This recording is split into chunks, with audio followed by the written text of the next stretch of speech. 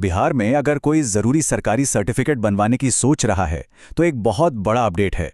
आय, जाति या निवास प्रमाण पत्र, इनको बनवाने के नियम अब पूरी तरह से बदल गए हैं। तो चलिए समझते हैं कि अब नया क्या है।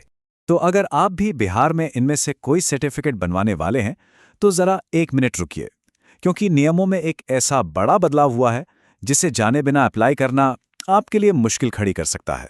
जी हाँ, अब तक जो प्रोसेस सिर्फ आधार कार्ड से हो जाता था वो अब नहीं होगा। अब आपका सिर्फ अपना पहचान पत्र काफी नहीं है, बल्कि कुछ और डॉक्यूमेंट्स भी जमा करने होंगे। तो सवाल ये उठता है कि भाई आखिर ये अचानक से बदलाव क्यों किया गया है। तो देखिए, सरकार का कहना है कि इसका मकसद सिस्टम को ज्यादा साफ सुथरा और धोखाधड़ी से मुक्त बनाना है। सरकार का लक्ष्य एकदम साफ है, फ्रॉड को रोकना। हो ये रहा था कि बहुत से लोग फर्जी दस्तावेज इस्तेमाल कर रहे थे। कोई गलत जाति बताकर फायदे ले रहा था तो कोई नौकरी के लिए नकली पते का इस्तेमाल कर रहा था। तो ये जो नए और सख्त नियम हैं वो इसी तरह की गड़बड़ियों पर लगाम लगाने के लिए हैं। तो फिर नए नियम असल में हैं क्या?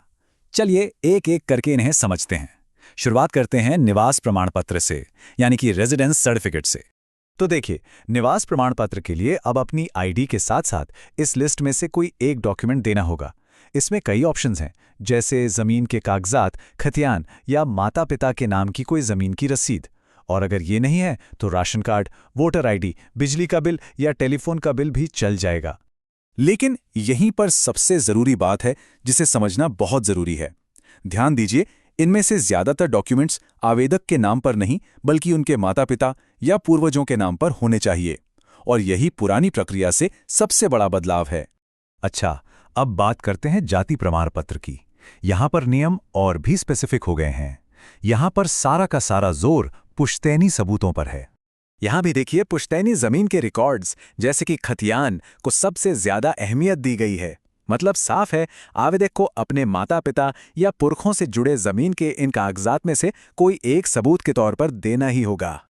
पर सवाल ये है कि भाई अगर किसी के पास पुश्तैनी जमीन के कागजात हैं ही नहीं तो वो क्या करेगा? तो सरकार ने इसका भी एक रास्ता निकाला है। ऐसे लोग स्थलीय निरीक्षण यानी कि एक ऑन साइट इंस्पेक्शन के लिए रिक्वेस्ट कर सकते हैं। अधिकारी आकर जांच करेंगे और उनकी रिपोर्ट को ही प्रूफ मान लिया जाएगा। चलिए अब आते हैं तीसरे और आखिरी सर्टिफिकेट पर, जो है आय प्रमाण पत्र यानी इनकम सर्टिफिकेट। देखते हैं कि यहां क्या बदला है।